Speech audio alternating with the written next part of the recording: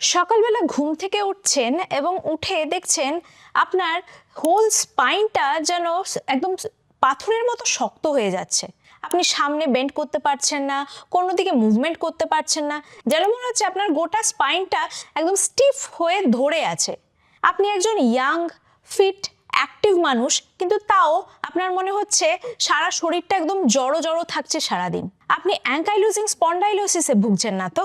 নমস্কার, আমি ডক্টর ঋতুপর্ণা দাস, আপনার ইন্টারভেনশনাল পেইন ফিজিশিয়ান। আজকে আমরা অ্যাঙ্কাইলোজিং স্পন্ডাইলোসিস নিয়ে আলোচনা করব। এটি একটা অটো ইমিউন ডিজিজ, যেখানে আপনার নিজের ইমিউনিটি আপনার জয়েন্টের ভিতরে আস্তে আস্তে ক্ষয় করে এবং তার ফলে কি হয়, আস্তে আস্তে আপনার স্পাইনাল কলাম মানে ভার্টিব্রাল বডিগুলো জুড়ে যেতে পারে, আপনার স্পাইনের মোবিলিটি অ্যাফেক্টেড হতে পারে এবং অনেক ক্ষেত্রে দেখা যায় যে আমাদের স্পাইনের সাথে যে পেলভিক বোনের যে জয়েন্ট, সেটা হচ্ছে স্যাক্রোইলিয়াক জয়েন্ট, সেই জয়েন্টেরও প্রদাহজনিত কারণে মুভমেন্ট রেস্ট্রিক্টেড হয় এবং প্রচণ্ড ব্যথা সৃষ্টি করে। এর ফলে অনেক ক্ষেত্রেই সামনে ঝোঁকা পশ্চার হয়ে যায়, স্পাইনটা সোজা করে দাঁড়াতে পারি না। অনেক ক্ষেত্রে আবার দেখা যায় এই স্পাইনাল কলাম ছাড়াও অন্য বিভিন্ন বড় বড় জয়েন্টও এফেক্ট হতে পারে, যেমন আপনার হিপ জয়েন্ট, শোল্ডার জয়েন্ট, হাঁটু। এই ধরনের আর্থ্রাইটিসে আস্তে আস্তে সব ছোট বড় জয়েন্টের ক্ষয় হতে শুরু করে। এই অসুখটা অনেকটা জেনেটিক প্রিডিসপোজিশন থাকে, মানে যাদের ধরুন HLA-B27 এই জিনটা পজিটিভ থাকে, তাদের ক্ষেত্রে এই অসুখের চান্সটা অনেক বেশি হয়। এটা ফ্যামিলিতে রান করে, কিন্তু তার মানে এই নয় যে আপনার HLA-B27 পজিটিভ এলো এবং আপনার এই ধরনের আর্থ্রাইটিস আছেই আছে। সব ক্ষেত্রে নাও হতে পারে, এবং যদি HLA-B27 পজিটিভ থাকেও সেক্ষেত্রেও সেই রোগটার অ্যাক্টিভিটি খুব বেশি না হয়ে কমের দিকেও হতে পারে, সেক্ষেত্রে অতটা চিন্তার কারণ হয় না।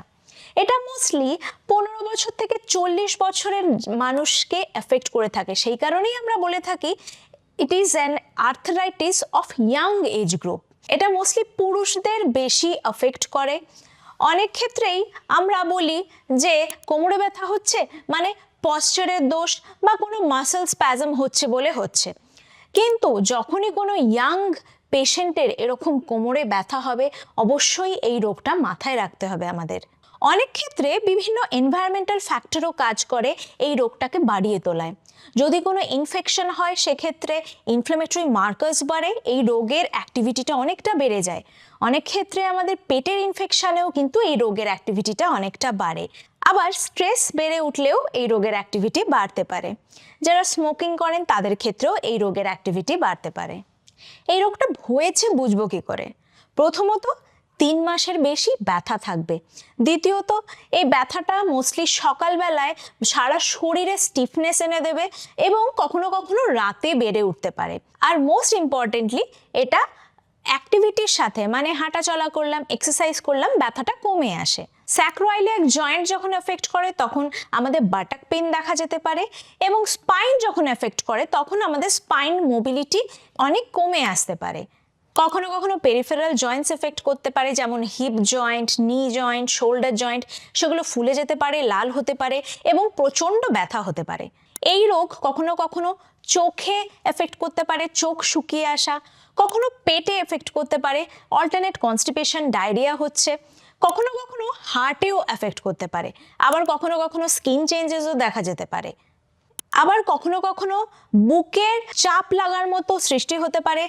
যখন বুক ফুলিয়ে নিঃশ্বাস নিচ্ছেন মনে হচ্ছে যেন বুকটা আটকে রয়েছে, নিঃশ্বাস নিতে পারছেন না। যদি এই ধরনের সমস্যা হয় অবশ্যই এই রোগটার কথা মাথায় রাখতে হবে। এর ডায়াগনোসিস করার জন্য আমরা কিছু ব্লাড টেস্ট করে থাকি, যেখানে আমরা ইনফ্ল্যামেটরি মার্কারগুলো দেখি। যদি ইনফ্ল্যামেটরি মার্কার পজিটিভ থাকে তখন আমরা স্পেশাল যে HLA-B27 জিনটা সেটা টেস্ট করে থাকি। সেটা যদি পজিটিভ আসে তখন আমরা কনফার্মেটরি হিসেবে ধরে নিই। এছাড়া কিছু কিছু ক্ষেত্রে আমাদের MRI করতে হতে পারে, যখন স্পেশালি SI জয়েন্ট বা স্যাক্রোইলিয়াক জয়েন্ট এফেক্ট করে। সেক্ষেত্রে একদম আর্লি চেঞ্জেস আমরা এই SI জয়েন্টে MRIতেই দেখতে পাই। যদি এক্সরে করি, এক্সরেতে শুরুর দিকে হয়তো আমরা একদমই কিছু বুঝতে পারবো না। এক্সরে চেঞ্জেস অনেকটা শেষের দিকে আসে, যখন এই রোগটা অনেকটা এগিয়ে গেছে।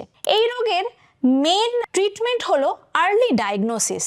যত তাড়াতাড়ি আমরা রোগটাকে ধরতে পারবো তত বেশি ভালো আমরা এই রোগটাকে কন্ট্রোল করতে পারবো।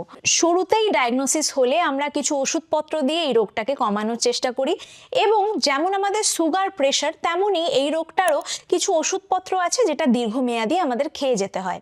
এবং ইনফ্ল্যামেশনের মাত্রাটাকে আমাদেরকে কমিয়ে রাখতে হয়।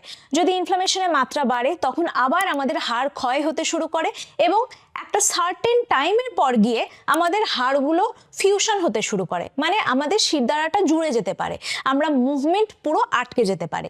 সেটাই অ্যাভয়েড করা আমাদের প্রথম লক্ষ্য হতে হবে। এছাড়া অনেক ক্ষেত্রে পেন ম্যানেজমেন্টের একটা গুরুত্বপূর্ণ ভূমিকা থাকে এই রোগে। কখনো কখনো minimal invasive pain and spine intervention করতে হতে পারে এই রোগে।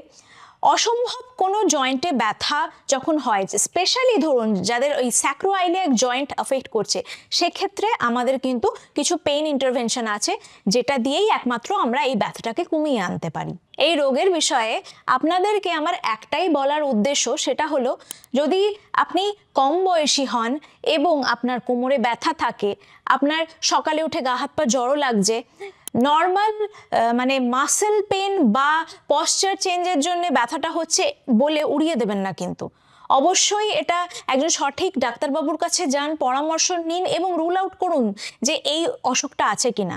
এটা যত তাড়াতাড়ি ধরতে পারবেন তত আপনার জন্য ভালো। ইন ফিউচার আপনার অ্যাক্টিভিটি এবং আপনার শরীরের গঠন বলুন সব কিছু একদম নর্মাল থাকবে। এই রোগটা হলে যে একদম লাইফ এন্ড এটা কিন্তু নয়। যদিও বা হাড়ের চেঞ্জেস হয়, হাড় জুড়ে যায়, তাও বলবো যদি আর্লি ডায়াগনোসিস হয় এবং প্রপার ট্রিটমেন্ট হয়, এই ধরনের রোগীরাও একটা নর্মাল জীবনযাপন করতে পারে।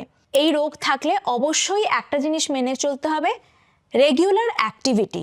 আমি বলে থাকি সুইমিং, ডান্সিং, জগিং, এই ধরনের যে কোনো একটা এরোবিক এক্সারসাইজ আপনাকে রেগুলার করে যেতে হবে। সেক্ষেত্রে আপনার বডির মোবিলিটিও ইমপ্রুভ হবে এবং এই রোগের জন্য যে ইনফ্লামেশন বলুন এই জিনিসগুলো একটু কম থাকবে।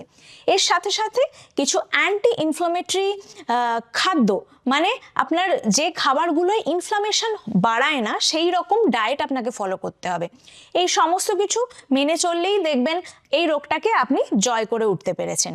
ভিডিওটি ভালো লেগে থাকলে অবশ্যই লাইক, শেয়ার এবং কমেন্ট করবেন, এবং আপনাদের কোনো যদি জিজ্ঞাসা থাকে অবশ্যই কমেন্ট বক্সে কমেন্ট করবেন, আমি উত্তর দেওয়ার চেষ্টা করব।